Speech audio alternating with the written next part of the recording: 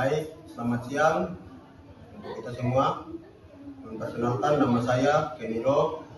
Untuk kami bawa topik hari ini adalah topik yang dipilih, apakah hukuman mati adalah bentuk keadilan bagi pelaku kejahatan berat.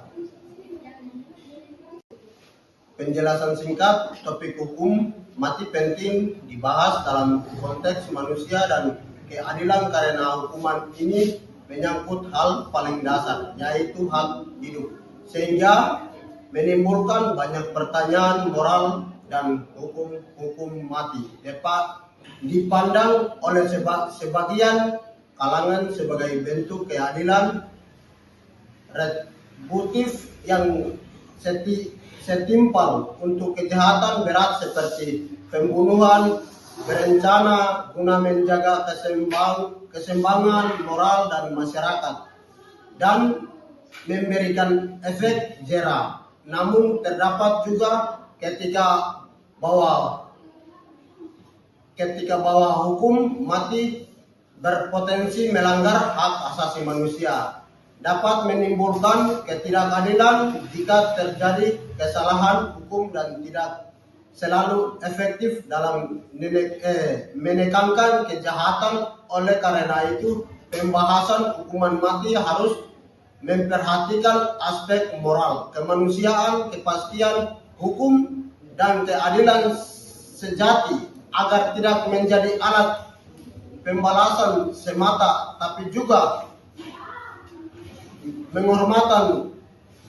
menghormati martabat manusia dan nilai-nilai hukum modern. Argumentasi kami dari kelompok 1A, yaitu kelompok pro. Kami di sini di posisi pro karena bukan semata-mata karena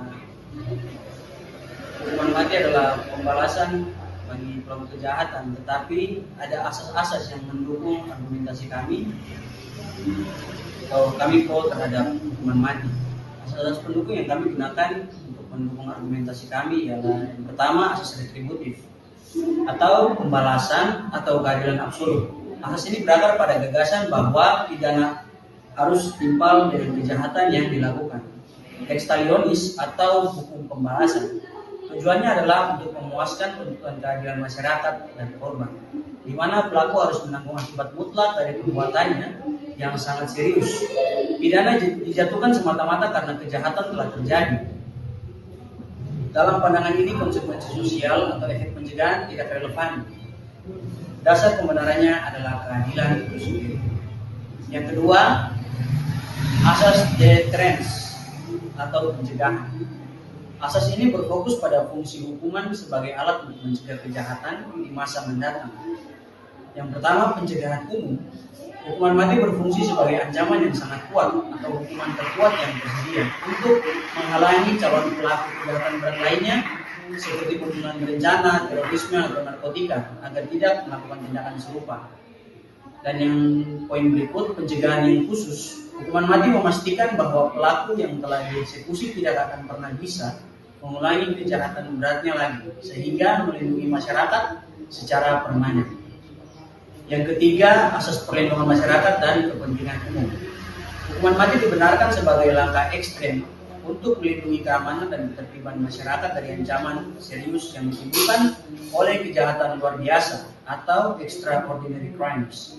Mahkamah Konstitusi Indonesia dalam beberapa putusannya menyatakan bahwa hukuman mati merupakan bentuk pembatasan hak asasi manusia yang dibolehkan berdasarkan konstitusi pasal 28J ayat 2 UUD 1945 demi menjamin hak asasi orang lain dan kepentingan umum. Karena kejahatan berat yang dilakukan pelaku telah merugikan hak masyarakat luas terlebih dahulu. Yang keempat, asas kepastian hukum.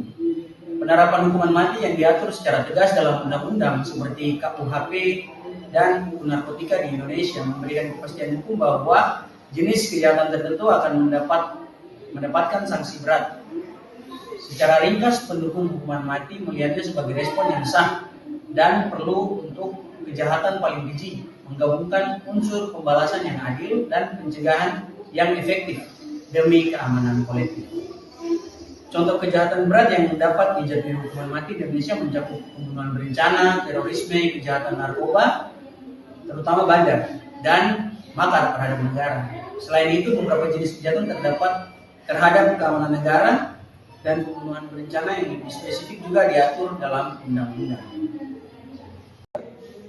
Contoh kejahatan berat, pembunuhan berencana. Kejahatan menghilangkan nyawa orang lain secara sengaja dan terencana. Terorisme, pelaku tindak pidana terorisme. Narkoba, terutama untuk bandar narkoba yang diyakini merusak generasi bangsa dan negara. Contoh kasus, Freddy Budiman. Dalam kasus ini, Freddy Budiman dinyatakan bersalah atas kejahatan narkotika, pengendaraan, dan penyelundupan narkotika dalam jumlah yang masif, yaitu sekitar 1,4 juta butir ekstasi yang diseluruhkan dari Tiongkok ke Indonesia. Freddy Budiman dijerat dengan Undang-Undang Nomor 35 Tahun 2009 tentang narkotika, yaitu Pasal 1 ayat 2 dalam hal tindak pidana bagaimana dimaksud pada ayat 1 berupa perbuatan memproduksi, mengimpor, mengemplos dan menyalurkan narkotika gelombang 1 dalam jumlah tertentu. Pelaku dapat dihindang mati seumur hidup dan penjara saling singkat 5 tahun dan paling lama 20 tahun. Pasal 114 ayat 2 dalam hal perbuatan menawarkan untuk dijual, menjual, membeli, menjadi peratan dalam jual beli, menukar atau menyerahkan narkotika golongan 1 dilakukan dalam jumlah melebihi batas tertentu, pelaku dapat dijatuhi pidana mati. Pasal 132 ayat 1 mengatur tentang permufakatan jahat untuk melakukan tindak pidana narkotika.